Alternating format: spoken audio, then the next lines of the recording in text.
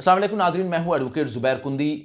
आज हमारा प्रोग्राम उन कैदियों के बारे में है जो जेलों के अंदर शदीद बीमार हैं, या वो कैदी जिनका कंडक्ट बहुत अच्छा है और वो आधी से ज़्यादा अपनी कैद काट चुके हैं। इन कैदियों को रिहाई मिल सकती है। इनको किस कानून के तहत रिहाई मिल सकती है, आए वो कानून डिस्कस करते हैं और आपको बताते हैं कि इन कैदियों की रिहाई कैसे और क्यों कर मुमकिन होती है। सदर Pakistan article 45 constitution of Pakistan के तहत किसी भी कैदी की सज़ा को माफ़ कर सकते हैं, और वो कैदी जो सदर पाकिस्तान को अपील करता है और सदर पाकिस्तान अगर मुनासिब समझते हैं उस कैदी को छोड़ सकते हैं। उसके पीछे सॉलिड ग्राउंड्स मौजूद हों तो सदर पाकिस्तान कन्विंस हो जाते हैं तो वो उस कैदी को छोड़ सकते हैं और उनकी सज़ा ख़त्म हो सकती है। सिमिलरली सेक्शन 401 402 CRPC के तहत भी प्रोविंशियल गवर्नमेंट के पास भी इख्तियार है कि on the behalf of the president वो उस केस को मूव करके उस कैदी को रिलीज़ कर सकती हैं, उस सज़ा कम कर सकते हैं, या उसके मतलब यह है कि उसको किसी भी शख्स को पेरोल के ऊपर भी छोड़ा जा सकता है।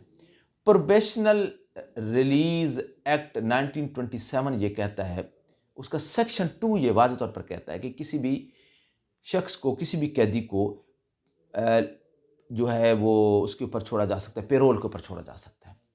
लाइसेंस होल्डर पेरोल पे किसी भी कैदी को लेकर उसको काम करवा सकता है।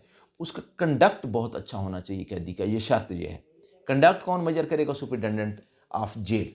सुपरिटेंडेंट ऑफ जेल जो है उसका कंडक्ट को मेजर करते हुए उस कैदी को रिहाई का हुक्म दे सकता है पेरोल के ऊपर। बाकी जो सज़ा है वो पेरोल के ऊपर वो भुगतेगा, और वहाँ पर उस लाइसेंस होल्डर जो भी बंदा निकलवाएगा उसके यहाँ वो उसको खेतों में भी काम करवा सकता है।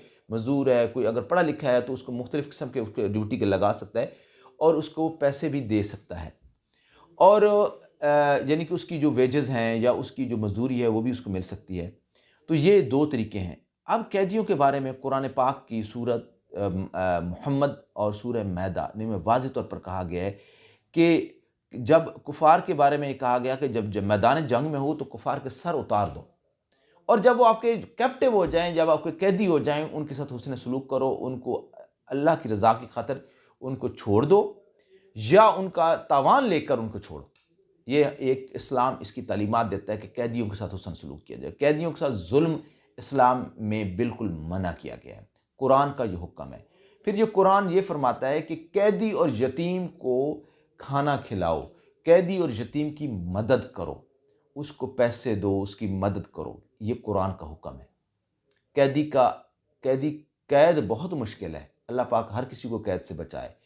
अच्छा, इसमें यह है कि जब कोई भी शख्स शदीद बीमार है और उसके मरने के चांसेस बढ़ गए हैं तो उस सूरत में भी उसकी सज़ा उसको माफ़ की जा सकती है और उसको जेल से रिलीज़ किया जा सकता है।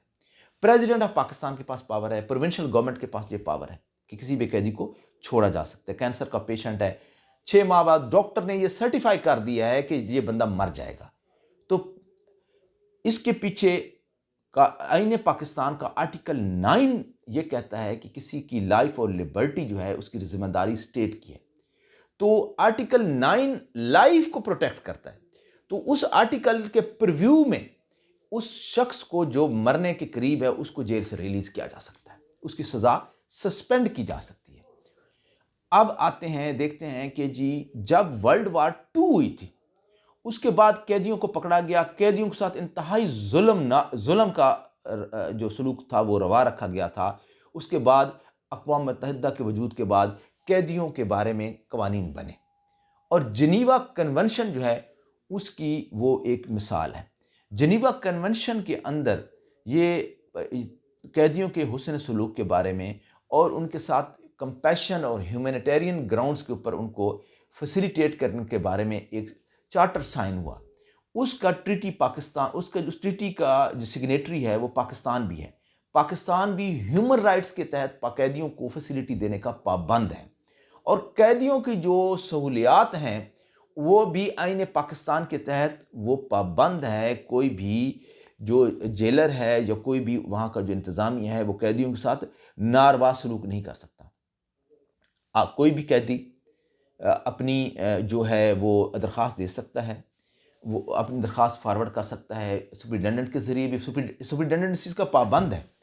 بے نظیر بھٹو صاحبہ کے دور میں جب ان کی حکومت آئی تھی تو انہوں نے قیدیوں کو رہائی کا ایک پروانہ جاری کر دیا تھا، اور وہ پروانہ بھیج دیا تھا پریزیڈنٹ آف پاکستان کو۔ پریزیڈنٹ آف پاکستان نے اس کو سائن کر دیا۔ اب اس پروانے یا اس حکم کو چیلنج کر دیا گیا سپریم کورٹ میں، اور اس میں یہ کہا گیا کہ جی یہ جو حکم ہوا ہے یہ غلط ہوا ہے، ایسے قیدی جو زنا بالجبر کے قیدی ہیں، ڈکیت ہیں، ان سب کو چھوڑا جا رہا ہے۔ تو سپریم کورٹ آف پاکستان نے یہ قرار دیا تھا کہ جو آرٹیکل 45 ہے آئین پاکستان کا، یہ صدر پاکستان کو واضح جو ہے نا وہ پاورز دیتا ہے۔ ان کی پاورز کے تحت اس پاور کے تحت یہ جو قیدیوں کو ریلیف مل سکتا ہے۔ اسی طرح سے جنیوا کنونشن کی روشنی میں صدر پاکستان کا جو رائٹ ہے، جو پاور ہے آرٹیکل 45 اس کی روشنی میں، اور پروبیشنل ریلیز ایکٹ 1927 کے پرویو میں قیدیوں کو رہائی مل سکتی ہے۔ اسی طریقے سے قیدیوں کے قوانین کا علم ہونا چاہیے، اور عام پبلک کو بھی، جس کا اگر کوئی عزیز یا قریبی رشتہ دار قید میں ہے اور انتہائی برے حالات میں ہے، تو اس کی مدد کرنا آپ کی فرض ہے۔ قیدی کو کھانا کھلانا ویسے بھی ثواب ہے، وہ مجبور ہوتا ہے، اس کے پاس کوئی وسائل نہیں ہوتے۔ ہم بخشی خانوں میں دیکھتے ہیں لوگ یا قیدی ایسے ہوتے ہیں جو تاریخوں پہ آئے ہوتے ہیں، ان کا کوئی آگے پیچھے نہیں ہوتا، ناشتہ بھی نہیں کیا ہوتا، بھوکے ہوتے ہیں۔ آپ ان کو کھانا کھلا سکتے ہیں، ان کی مدد کر سکتے ہیں، قیدیوں کے ساتھ حسن سلوک، یہ قرآن کا حکم ہے، یہ ہمارے لیے لازم ہے۔ امید ہے یہ ویڈیو آپ کو پسند آئی ہوگی، آپ آگاہی کے سفر میں ہمارے ہم سفر رہیں۔ انشاءاللہ اس طرح کی جو مختلف قسم کے قوانین ہیں ڈسکس کرتے رہیں گے، اور یہ آگاہی کا سفر جاری رہے گا۔ بہت شکریہ۔